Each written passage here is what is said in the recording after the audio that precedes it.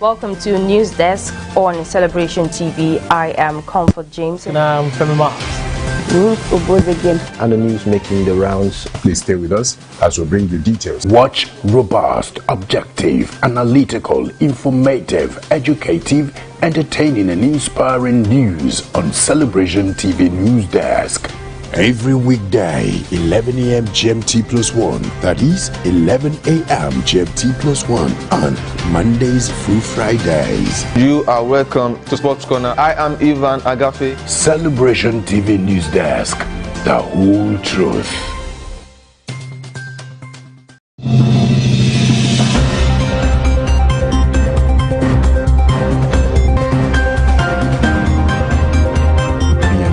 To 15.7 trillion naira at the end of December 2019. Senior Democrats have responded by accusing him of committing a gross offense. The All Progressives Congress has vowed to punish the Ogun State Governor, Ibikule Amosu.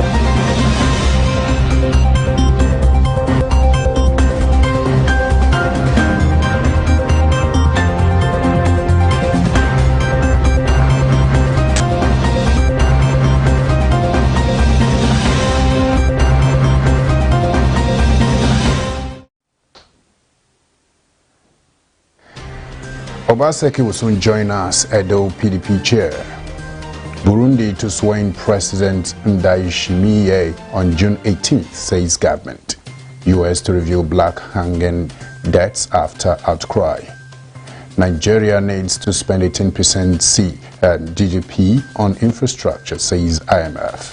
Ndidi rated 8th best EPL player. You're welcome to Celebration Television News Desk. I am Nicholas Akosele Walter. Please stay with us as we bring you details of the news after this very short break.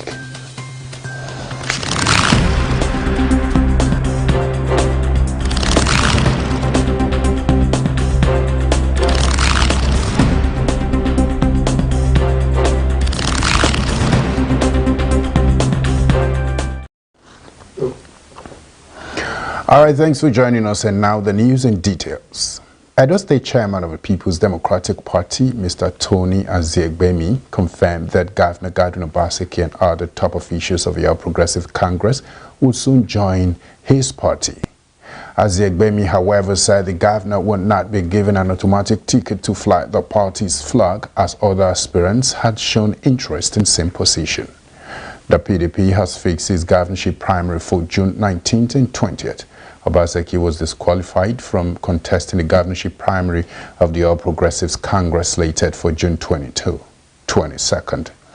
However, in an interview on Monday, Aziegbemi said that Governor Obaseki will have to go through the laid down rules of a party when eventually defects. He said there is nothing like an automatic ticket for anybody. It's like that in any democratic environment, and there is a process as laid down by the constitution of the party as they will follow it. However, one of the PDP aspirants in the forthcoming primary, Mr. Kenny Maswagbon, said he would resist any attempt to hand over the party's ticket to Obaseki ahead of the state governorship elections. Quickly moving forward, the federal government wants states now to open schools, viewing centers and stadiums. The federal government wants state governments that were planning to reopen schools to drop the plan. The chairman of the Presidential Task Force on COVID-19, Secretary to the Government of the Federation, Mr. Boss Mustafa, gave the warning during the PETF press briefing in Abuja. Mustafa said it was not yet safe to reopen schools, television viewing centers, stadiums and other places where large gatherings could take place. Kano State reopened football viewing centers. There were reports that Cross River State, which had yet to record any COVID-19 case, was planning to reopen schools. Mustafa appealed to state governments to embark on wider community testing and enforce rules on social distancing. Mustafa added that the PTF, through its monitoring, had observed that Nigerians were not observing social distancing, wearing of masks in public places, sanitation and hygiene in markets, motor parks and places of worship.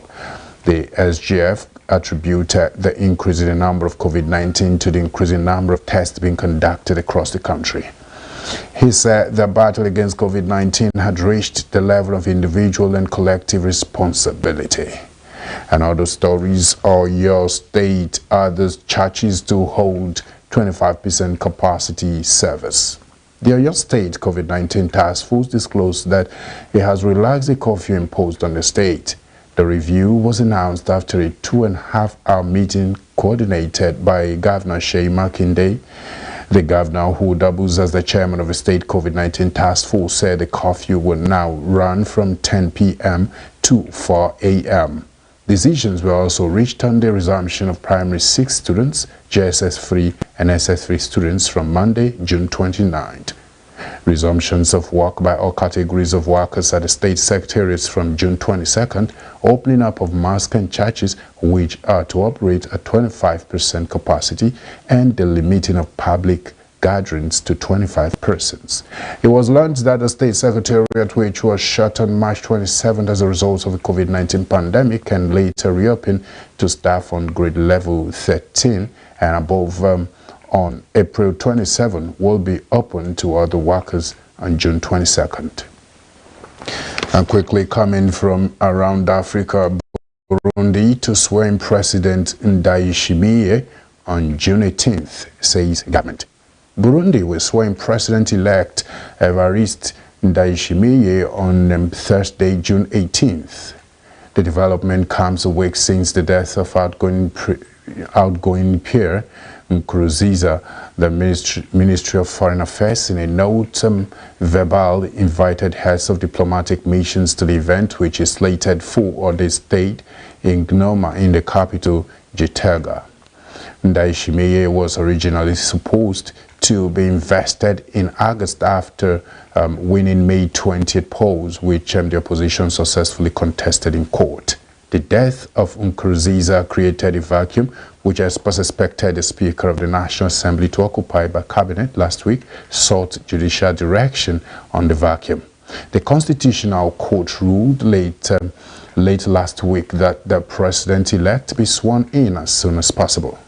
Burundi's President-elect Evariste Ndayishimiye visited the presidency, where he signed a book of condolence opened for the late President Pierre Nkurunziza.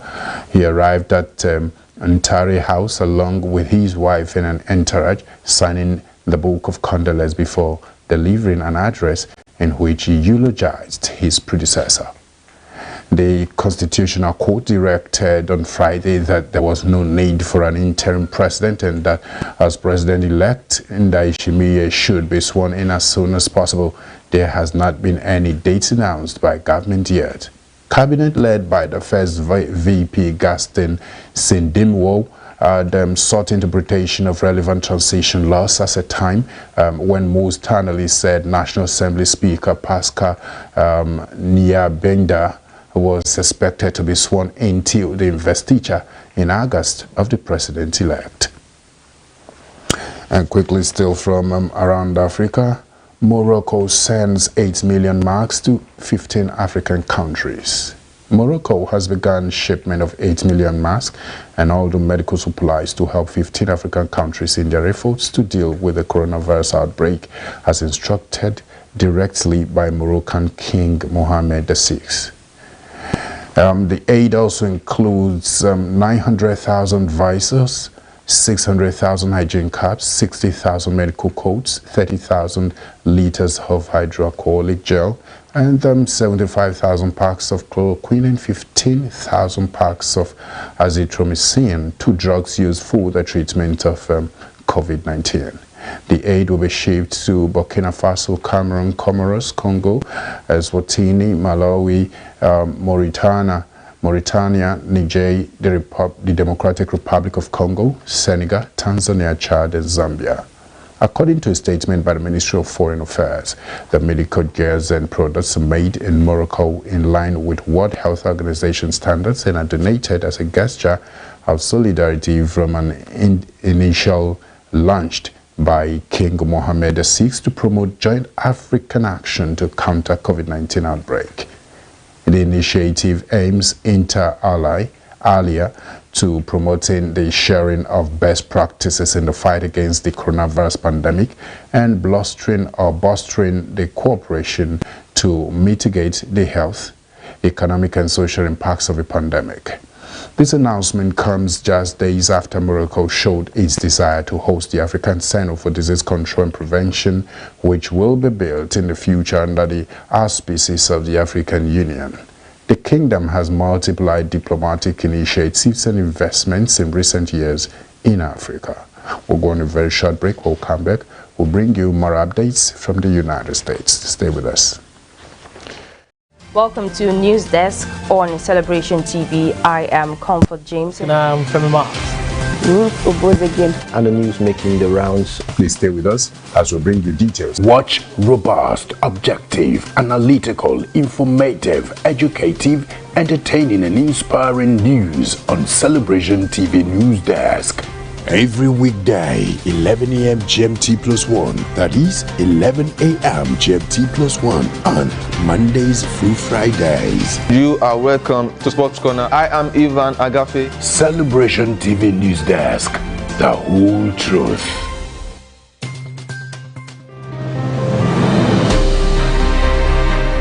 From a vision, we began a mission.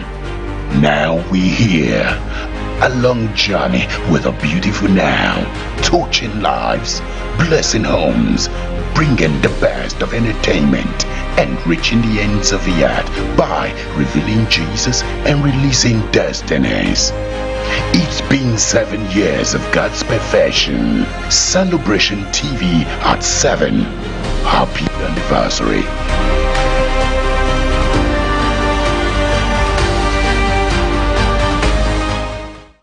Welcome to News Desk on Celebration TV. I am Comfort James. And I'm Femi Mark. And the news making the rounds. Please stay with us as we bring you details. Watch robust, objective, analytical, informative, educative, entertaining and inspiring news on Celebration TV News Desk. Every weekday, 11 a.m. GMT plus 1, that is 11 a.m. GMT plus 1 on Mondays through Fridays. You are welcome to Sports Corner. I am Ivan Agafe. Celebration TV News Desk, the whole truth. Welcome back and thanks for joining us once again. Now updates from the U.S. to review black hanging deaths after outcry. U.S. federal authorities will review investigations into the deaths of 2 African Americans who were found hanged from trees in California. Local police had said there was no foul play in the deaths of Robert Fuller and Malcolm Harsh, who died in separate towns within 2 weeks of each other. But people have raised fears the deaths may not have been suicides. A petition for a thorough investigation into Mr. Fuller's death has thousands of signatures. His body was found hanging from a tree on 10th June in the town of Palmdale. Officials said during a press conference that it appeared the 24-year-old had taken his own life. However, his family claimed he was not suicidal. Malcolm Harsh was found hung from a tree at a homeless encampment in Victorville. Officials there have said that the 37-year-old's death was likely to be a suicide. The man's death comes as protest takes place across the U.S. calling for an end to racial inequality, racism, and police brutality. And more updates from North Korea. North Korea threatens to send army into demilitarized border zone. North Korea's army has warned it is ready to enter the demilitarized zone dividing the 2 Koreas. The threat is partly in response to defector groups in the south sending propaganda material north. Over the weekend, Kim Yo-jong, the sister of North Korean leader Kim Jong-un, said she would order the army to prepare for the step. And the military now says it is ready to turn the front line into a fortress and heighten military vigilance. Tensions between the 2 countries have been rising for some time over the cross-border leaflets usually sent via balloons. South Korea's defense ministry responded to the renewed threats by saying it was working with the U.S. to closely monitor military moves in the north. North and South Korea are separated by the so-called demilitarized zone and a buffer along the border that has separated the two countries since the Korean War in the 1950s. The General Staff said it was on high alert and ready to rapidly and thoroughly implement any decisions by the government. Quickly, we look at the business news. Nigeria needs to spend 18% GDP on infrastructure, says IMF. The International Monetary Fund has estimated additional spending of 18% points of gross domestic product by 2030 for Nigeria to achieve sustainable development goals. Part of the report read, making progress in the sustainable development goals requires substantial additional resources. Concomitant with the reforms priorities identified by the United Nations, World Bank, European Union, and other international development institutions, the mission estimates additional spending of 18% points of gross domestic product by 2030, a level higher than the average low-income and developing countries. Relative to other low-income and developing countries, additional spending is higher in education, water, and sanitation, and lower in health, electricity, and roads. The IMF noted that Nigeria faced serious development gaps. They stated that unlocking the potential of a rapidly growing population required substantial improvements in human and physical capital. It stated that Nigeria is Africa's most populous country and its largest economy, adding that its population is projected to grow by 30%, about 60 million people between now and 2030.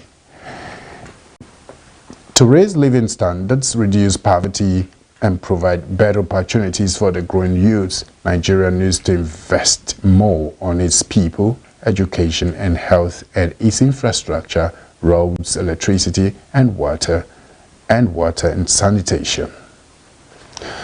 Okay, still on business news. Nigeria loses $29 billion annually to power sector failure, says Lawal. The president of the Senate, Ahmad Lawal, said that Nigeria was losing an average of $29 billion to power sector failure. Lawal stated this in Abuja while declaring open an investigative public hearing on the power sector recovery plan and the impact of COVID-19 pandemic. He charged the Senate Committee on Power, the organizers of the event, to look at what had happened to the agreement signed in 2013 on the privatization of power sector. He said Nigeria loses about $29 billion every year because of lack of sufficient and stable power. That is equivalent of what our people are supposed to earn. The Senate President said National Assembly wanted to see a power sector that will provide steady and regular supply of power because that is what the country needs. The power holding company of Nigeria was in 2013 unbundled for the emergence of 6 generating companies, 11 distributing companies, and the transmission company of Nigeria. The Senate President said Nigeria could not have made any serious, meaningful, and sustainable progress without power. We'll go on a very short break. We'll come back. We'll bring you details on sports news. Welcome to News Desk on Celebration TV. I am Comfort James. And I'm Femima. And the news making the rounds. Please stay with us as we bring you details. Watch robust, objective, analytical, informative, educative, entertaining and inspiring news on Celebration TV News Desk. Every weekday, 11 a.m. GMT +1. That is 11 a.m. GMT +1 on Mondays through Fridays. You are welcome to Sports Corner. I am Ivan Agafe. Celebration TV News Desk. The whole truth. From a vision, we began a mission. Now we here. A long journey with a beautiful now, touching lives, blessing homes, bringing the best of entertainment and reaching the ends of the earth by revealing Jesus and releasing destinies. It's been 7 years of God's perfection. Celebration TV at 7. Happy anniversary.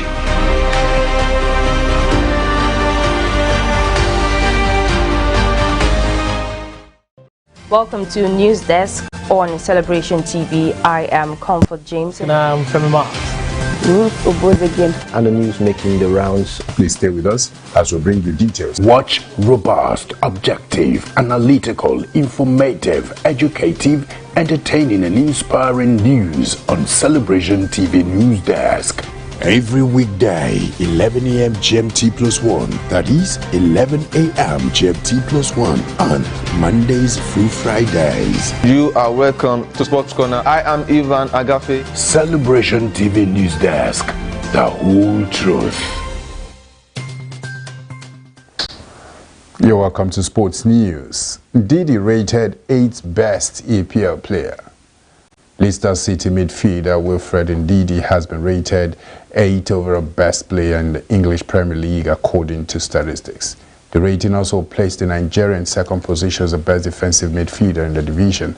The 23-year-old has been a mainstay for the Foxes this season and was in action for 1,892 minutes spread across 23 matches before the coronavirus pandemic.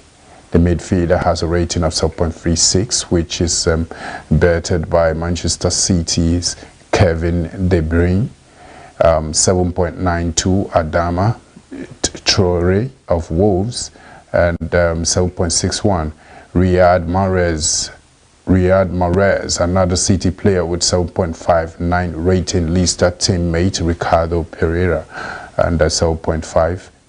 Liverpool trio Sadio Mane and 7.50, Mohamed Salah 7.45, and Virgil van Dijk in that in that order. The top 10 is completed by James Maddison 7.34 and Manchester United forward Marcus Rashford 7.34, prior to the suspension of the league. Ndidi's completed passes was 1,149 and had a 52% tackle success from the 91 tackles. He was awarded Man of the Match on Friday. In another sports news, Osimhen will quit Lille, says coach. Lille manager Christophe Galtier has all but confirmed that Nigeria international Victor Osimhen will leave the French Ligue 1 club this summer. The statement comes as a massive boost for a host of clubs in the pursuit of the 21-year-old. Premier League clubs Chelsea, Manchester United, Arsenal, Liverpool and Tottenham Hotspur have all been linked with the Nigerian, with La Liga giants Real Madrid and Barcelona also interested in signing him. Osimhen scored 18 goals and provided 6 assists last season and was named Lille Player of the Season following his excellent start to life in French football. And that has brought us to the end of the news on Celebration Television News Desk. And in case you're just joining us, here's the recap of the news headlines. As Obaseki will soon join us, PDP chairman says. Burundi to swear in President Ndayishimiye on June 18th, says government. US to review black hanging deaths after outcry. Nigeria needs to spend 18% GDP on infrastructure, says the IMF. Ndidi rated 8th best EPL player. Quickly, we have photo of the day. Yeah, we have photo of the day that states a mind is like a parachute. It doesn't work if it is not opened. Okay, that's true. A closed mind is actually will actually end up in futility, I must tell you. As such, if you really want to succeed, if you want your mind to be a walking one at that can think well, open it. Be ready to learn. Be ready to reason, to think out things out of the box. So you can as well drop your comments on our social media platforms on Facebook, Celebration TV, on Instagram, My Celebration TV, Twitter, @My Celebration TV, YouTube Celebration TV. Remember that the continuous transformation of our society is a collective responsibility of all. No matter the office you hold, to the nation's president, a thought leader, an opinion molder, a character builder, a professional, or a person pursuing passion, you have a duty to give your all to making the society a better place for us and the generations to come. It's time for you to play your part and do it with all diligence. Thank you once again for staying with us on our news desk. I remain Nicholas Akosele Walter. Bless you.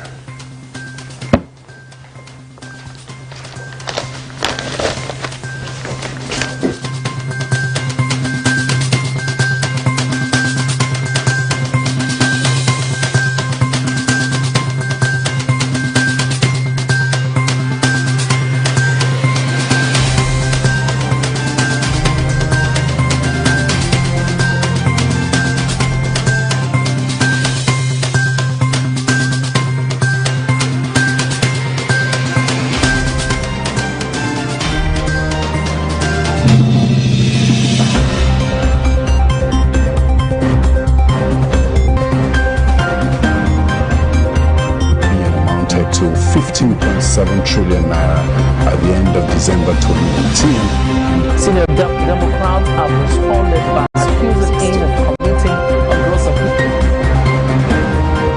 The All Progressives Congress has vowed to punish the Ogun State Governor, Ibikule Amosu.